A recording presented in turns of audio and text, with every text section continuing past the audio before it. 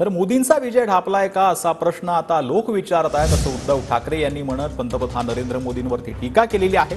पैशाचा दबदबा या विधान परिषदेच्या निवडणूक देखील पडेल असं देखील उद्धव ठाकरे यांनी म्हटलंय।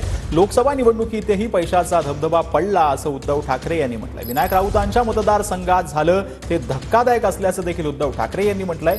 विनायक राऊतांच्या मतदारसंघात जे झालं त्याबाबत कोर्टात जातोय असं देखील यावेळेला उद्धव ठाकरे यांनी म्हटलंय।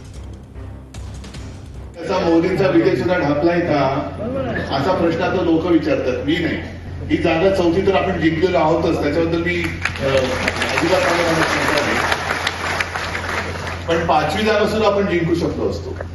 म्हणजे 6-0 असा महाविकास आघाडीने भाजपला धोबी पछाड टाकला असता।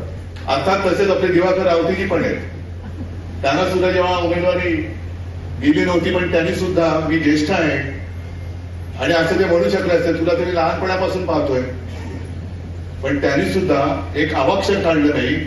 पैशाचा धबधबा तर याही निवडणुकीत पडणार आहे, लोकसभेत तर पडलाच। अगदी विनायक राऊतांच्या मतदारसंघात काही जणांनी जे मला सांगितले ते फार धक्कादायक आहे। आणि आपण तिथे कोर्टात जातो। कोकणची जी जागा आहे पदवीधर, की आपण काँग्रेससाठी आपण माघार घेऊन काँग्रेसला तिकडे जागा दिलेली, म्हणून काँग्रेसचं सुद्धा काम करायला पाहिजे। कारण इतर ठिकाणी काँग्रेसने सुद्धा आपलं काम केलेलं आहे, राष्ट्रवादीने केलेलं आहे।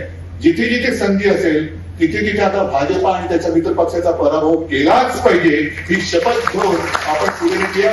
मला खात्री आहे तुम्हाला इकडे कुठे सुट्टीची वेळ देत नाहीये, कारण आता विधानसभा जिंकेपर्यंत सुट्टी नाही।